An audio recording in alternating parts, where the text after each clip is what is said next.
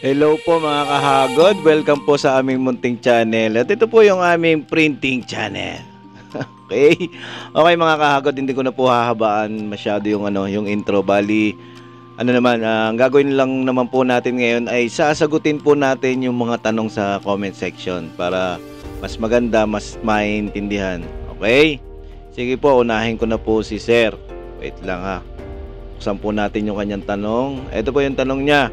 Galing po kay Sir Rodolfo Gahisan. Yan, gamit lang tayo ng text to speech. Ang hirap, ang haba. Okay. Sir, tanong ko lang po. Heat press machine operator po ako ng mousepad. Tanong ko po, bakit po kaya pag nag-print ako ng design at pag na-press ko na sa heat press, nag-iiba yung kulay? Yung color gray nagiging color green. Nagsimula po ito nung nag-try ako ng ibang ink. Then nung malapit na maubos itong ink na ta, ibinalik ko po yung dati. Ganun pa din po yung result niya, yung gray nagiging green pa din po. Ano po kaya possible problem? Maraming salamat po and more power. Okay, yun po yung tanong niya. Bali, nun daw dati ay okay naman yung print. Pero sa tingin ko naman, ganun din po yung print. Hindi lang nararamdaman siguro sa yung unang ginamit niya na ink. Ayun lang po yung sa tingin ko. Tsaka hindi lang po nasabi dito kung sublimation o eco-solvent. Kung sublimation po yan o kahit eco-solvent, ang ginagawa ko po ay gumagawa po ako ng color chart. Okay? Color chart ay parang ganito po yan. Yan, pakita ko lang po ha. Pakita ko lang po yung color chart. Yan, yan po yung color chart. Ganito po yan pagka na-press na po natin. Yan, pakita ko po dito sa camera maliit. Yan, hindi makita. Yan. Ganun po yan. Bali, yung output po natin dito sa ating screen. Tapos mag-iiba po pagdating dito sa dito po sa color chart. Kaya dito po sa na-press na po natin na tela halimbawa. O kaya kung eco-solvent yung ginamit, kung na-print na po natin sa tarpaulin halimbawa, yun po, nag-iiba yung kulay. Kaya ang ginagawa po natin ay, yun nga, magpiprint tayo ng color chart para kukuhanin na lang po natin yung tamang kulay. Bali sa Photoshop po yung ginagawa. Siguro sa susunod pong vlog, tuturo ko po kung paano po siya ginagawa. Tapos, yun na nga, yung tanong niya, nag-iba daw yun, nagsimula daw nung nag-iba. Siguro, ayun nga, yung katulad na sinabi ko, baka siguro hindi niya lang naramdaman na talagang nag-iiba po yung kulay. UV ink, siguro yun ang gamit niya. Naka UV pala, hindi pala eco-solvent, hindi sublimation. Siguro UV. Kahit naka UV po, gamit po tayo ng ICC. Okay? Gumamit po tayo ng ICC para color chart. Yan, color chart para makuha natin yung tamang kulay. Okay? Sige po, doon po tayo sa susunod na tanong. Okay? Okay, ang susunod mong tanong ay galing po kay Angie Galarita. Okay, basahin na lang natin, boss. Pwede ba yung DX5 na ink sa i3200 na printer head? Okay, yung pong i3200 na magandang head na po yan. Pwede po yan yung pong ginagamit ko. Siguro yung nakita niya na DX5 sa lagayan na eco-solvent, nakalagay po doon DX5 o kaya DX7. Hindi ibig sabihin para lang doon yun. Okay, pwede po siya. i3200, yung katulad ng ginagamit ko, DX11, pwede po yan. Okay? Tsaka maganda po yan, i3200, medyo mamahalin po yan. Okay, sige po, susunod pong tanong ay okay, ang susunod naman pong tanong ay galing po kay Jessa De Vera. Hello sir, sa akin po complete nozzle pero start na ako ng print. Sa una tama ang color, mga ilang inches po bumibitaw sayan. Sana po matulungan niyo po ako. Kompleto nozzle po, bumibitaw lang po talaga color sayan. Okay, pagka po may problema na po yung isang nozzle, katulad noon, yung pinaglalagyan po ng sayan, katulad po na sinasabi ko sa mga vlog, meron po tayong anim na nozzle. Okay? Kaya ang gagawin po natin, yung dalawa pong reserba, pwede natin pong ilipat yung sira na sayan. Okay, ilipat na lang po natin para hindi na po tayo mahirapan. Okay, kung pipilitin naman po natin, baka naman po mga pangit naman po ang maging output, katulad po nung bumibitaw. Kaya mas maganda, ilipat na lang po natin. Meron na rin po akong vlog kung paano po maglipat ng nozzle. Paglilipat po ng nozzle, siguro ilagay ko na lang po sa description. Okay, sige po. Susunod naman pong tanong ay okay, ang susunod naman pong tanong ay galing po kay Sir Ronel Borjos. Ito po yung kanyang tanong. Na-try nyo po ba, sir, yung biglang wala yung kulay, totally nawala talaga yung kulay red, yung unang nawala. Then after 5 days, yung kulay yellow naman. Nangyari na rin po. Okay, nangyari na rin po sa akin yun. Dati pa nung bago-bago pa yung aking printer, medyo hindi ko pa alam yung dapat gawin. Pero ngayon, alam ko na po, katulad po ng sinabi ko kanina, pagpalit-palitin po natin yung yung nozzle. Meron po tayong 4, kaya ilipat na lang po natin. Pero pagka ganyan po na nawawala bigla, subukan po natin yung capping. Yung capping po palitan po natin, baka naman po yung capping natin sira na, hindi po na nakakapaghigop ng maayos. Yon, at saka ang isa pa dito, maari rin po yung flex, yung connector. I-check po natin, baka mamaya maluwag. Yun po, mga bago tayo magpalit ng head, subukan po natin yung iba pang mga paraan. Okay? Sige po. Sana nakatulong. Sige po, ang susunod na pong tanong ay galing po kay... Okay, yung susunod naman pong tanong galing po ulit sa kanya kay Sir Ronel Borjos. Saan maganda makakabili ng online ng head? Mindanao kasi ako. Okay, sa Mindanao po, kasi narito po ako sa Laguna, dito po sa Luzon. Bali, doon po ako nabili sa Manila. Pagka po sa Mindanao, hindi ko po alam kung meron po diyang supplier. Okay? Tsaka po yung mga head, okay, yung pong mga head ay katulad po lagi ng sinasabi ko, ito po ay binibili po ng bultuhan ng ating supplier. Maramihan. Halimbawa, 12 pieces, binibili po nila. Tapos, pagbili po nila ay syempre hindi po nila alam kung alin doon yung okay o hindi. Okay? Kaya minsan, meron talagang matatapat sa atin yung pangit. Okay? O kaya hindi magandang mag-print. Okay mga kahagod, ang susunod naman pong tanong ay galing po kay Aliana. Sir, ask ko lang, pag singaw po ba ang damper lagi na bumibitaw? Pero test print ako, buo siya. Print na ako, bumitaw, manual pump ako, tapos clean head, buo ulit. Okay, pagka ayun nga, katulad ng sinabi ni Ma'am Aliana, pagka may singaw talaga, ito po ang ating damper. Yan, ito po yung ating damper. Pagka po may singaw talaga, talagang po yung bibitaw talaga yung kulay. Kaya kailangan i-secure po natin na talagang wala pong wala siyang singaw o walang bula. Minsan makikita naman natin na merong bula po dito. Tsaka i-check po natin pagka po paubos na po yung ink natin, nabitaw din po yan kasi hindi natin napapansin. Ayun nga, nagkakaroon po ng bula. Sige po, ang susunod naman pong tanong ay galing naman po kay... Yan, ang susunod naman pong tanong ay galing kay Idol Norman J. Sarte. Yan. Sir Lods, ba't po masyadong grainy yung output ko sa sticker DX11 Unidir 6 pass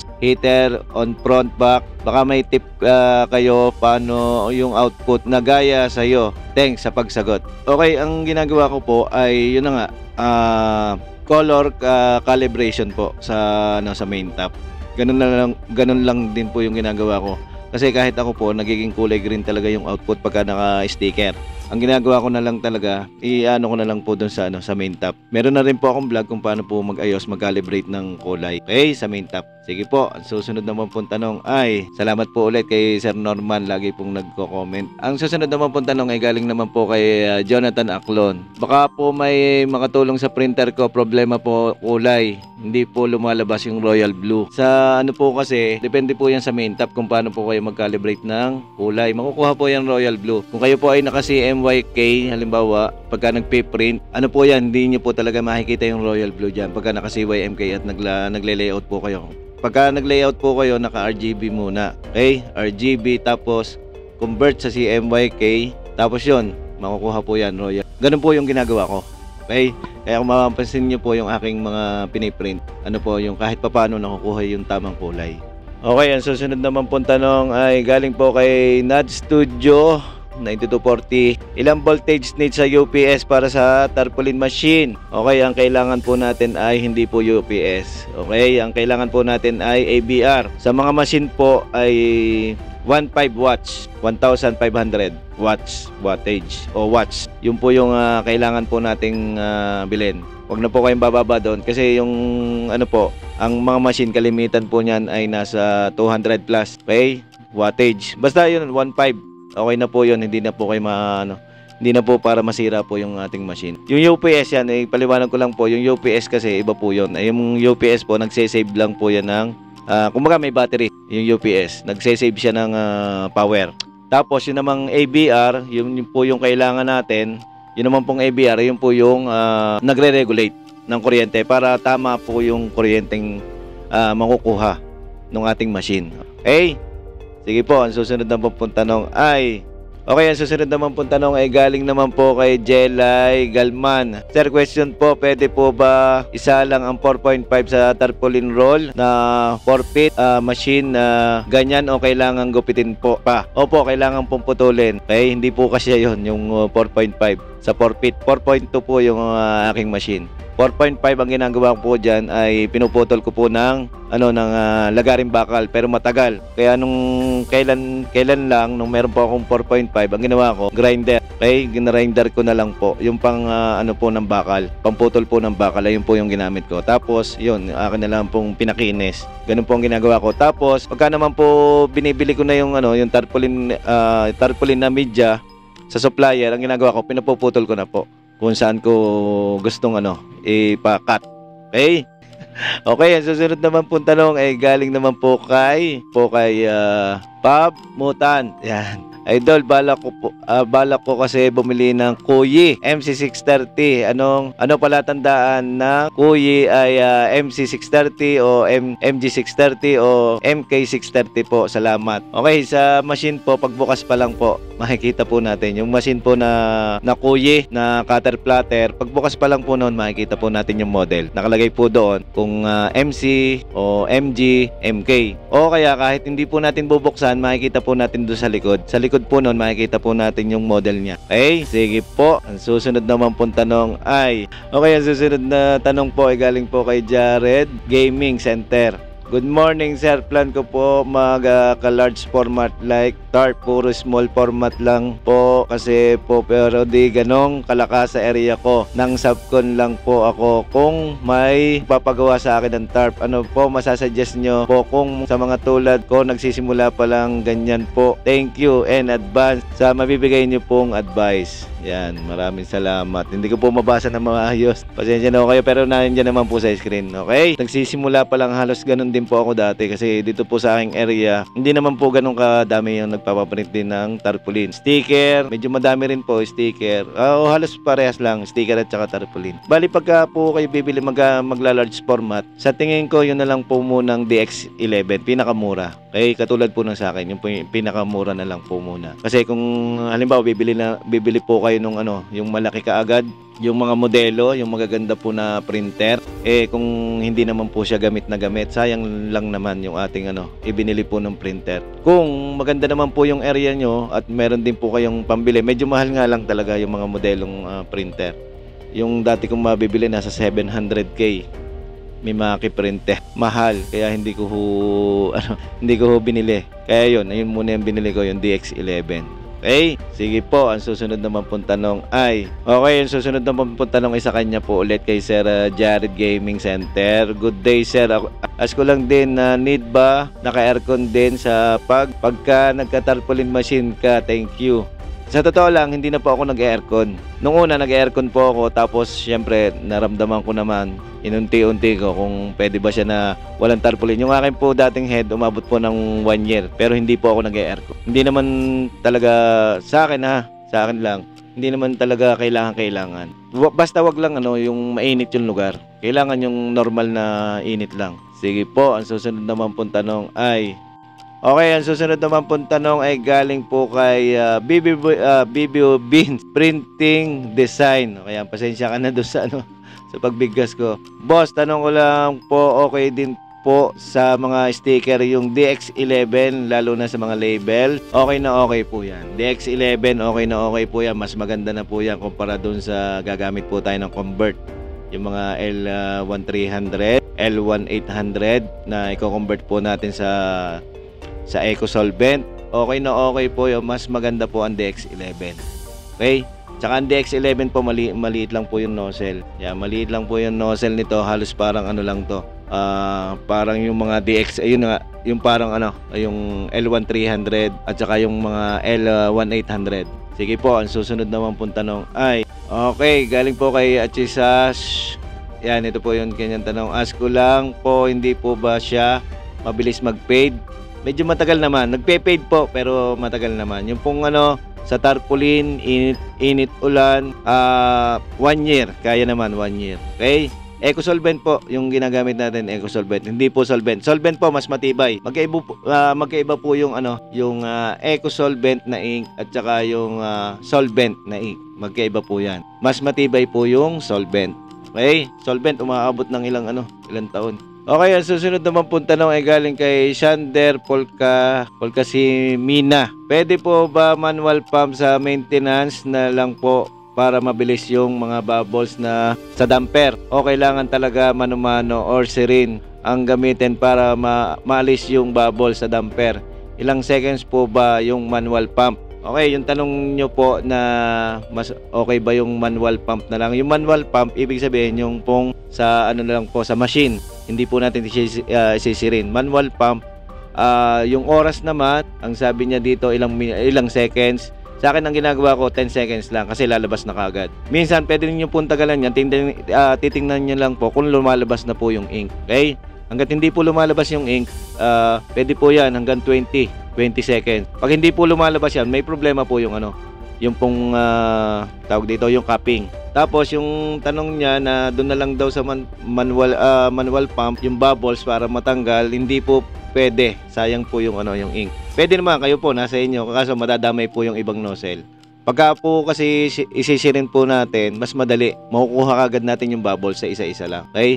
Pagka po kasi naka-manual, matagal. Hindi niya kagad-agad makukuha yung bubbles. Okay?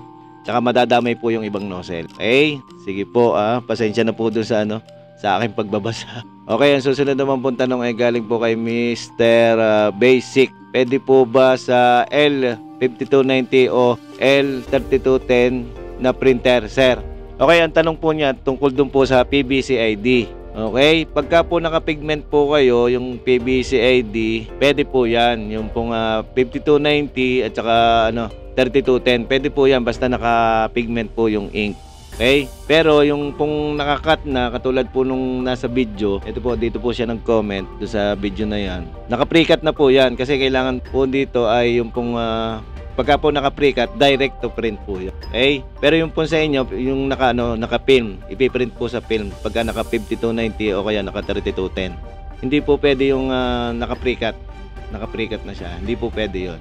Okay? Pero pwede po kayo mag-print ng PVC ID. Okay? Basta naka-pigment. Pagka po yung naka-dye ink lang yan, mga ilang lang po yan, mga isang buwan lang po yan, kagad, magpe-fade na kagad.